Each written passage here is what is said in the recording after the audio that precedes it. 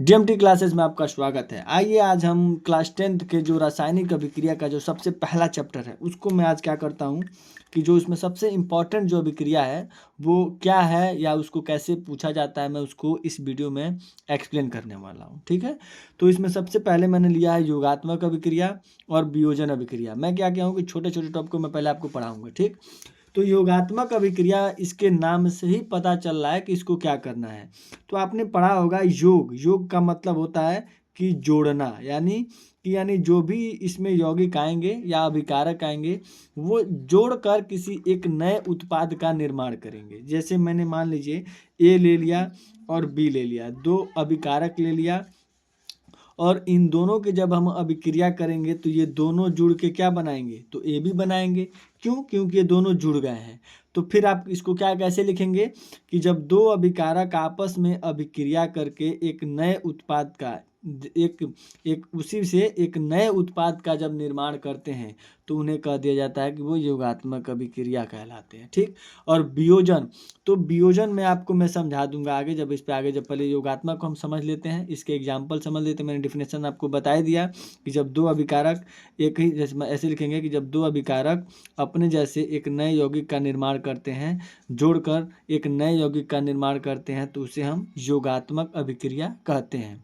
तो इसका एग्जाम्पल क्या होगा, तो देखिए इसका एग्जाम्पल बहुत ही साधारण है। जैसे मान लो मैंने ले लिया हाइड्रोजन, तो हाइड्रोजन ले लिया और ऑक्सीजन ले लिया।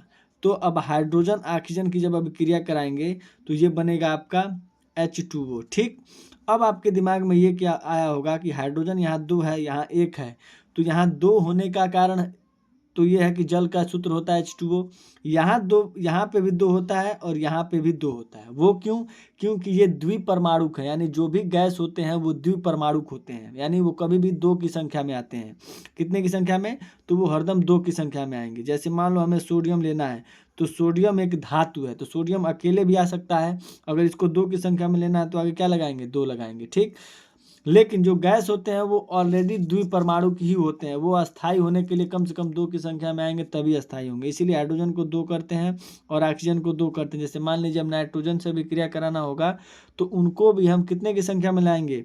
दो के में। यानी कि जब भी नाइट्रोजन से अगर अभिक्रिया आपने देखा होगा तो कहीं भी आपको नाइट्रोजन ऐसे नहीं दिखा होगा। नाइट्रोजन कभी भी दिखा होगा तो ऐसे ही दिखा होगा, यानी नाइट्रोजन अगर गैस है तो वो द्विपरमाणुक होगा। ठीक, अब देखेंगे हाइड्रोजन भी दो है और ऑक्सीजन भी दो है, तो हमें हाइड्रोजन तो दो हो चुका है, ऑक्सीजन दो करना है, तो इसको कितना करेंगे? दो।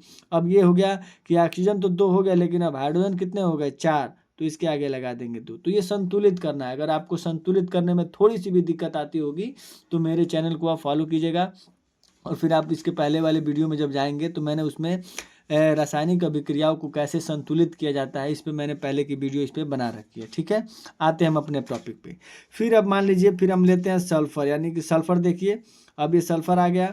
अब ऑक्सीजन है तो ऑक्सीजन क्या गैस है, तो यहाँ लिख लेंगे। ठीक, उसके बाद से अब यहाँ पे हम जब आएंगे तो ये क्या बनाएगा, तो ये बनाएगा SO2। तो हमारा योगात्मक है, योगात्मक का मतलब ये दोनों आपस में जुड़ के क्या बना दिए? SO2। कुछ अलग नहीं बना रहे हैं, देखिए दोनों ऐसे मर्ज हुए जाके बना दिए। अब हम ले लेते हैं, मान लीजिए SO2 ही बन गया। अब H2 ले लेते हैं, हाइड्रोजन गैस ले लेते हैं और क्लोरीन गैस ले लेते हैं। तो हाइड्रोजन गैस और क्लोरीन गैस क्या बनाएंगे?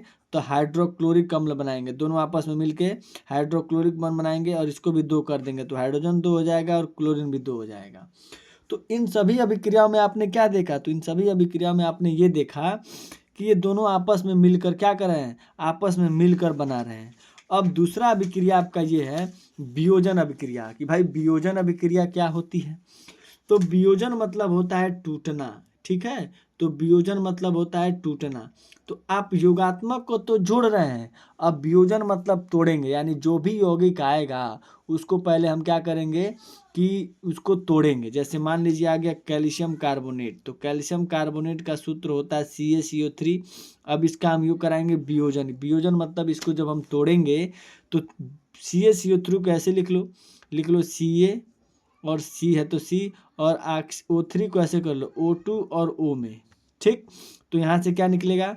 तो यहाँ से निकलेगा CO2 यानी कार्बन डाइऑक्साइड CO2। देखिए यहाँ से CO2 और क्या बचेगा? तो कैल्शियम बचेगा और ऑक्सीजन बचेगा, तो ये बचेगा CaO। ठीक, या आप ऐसे समझ सकते हैं, ये आएगा ए बी की संख्या में, कोई ए बी अभिकारक है तो वो किस में टूटेगा, तो वो टूटेगा ए बी में।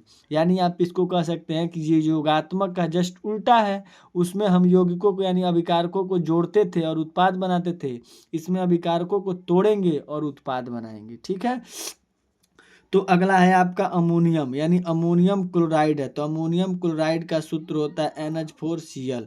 जब हम इसको तोड़ेंगे तो ये क्या बनेगा, तो ये उत्क्रमणीय अभिक्रिया दोनों तरफ होती है।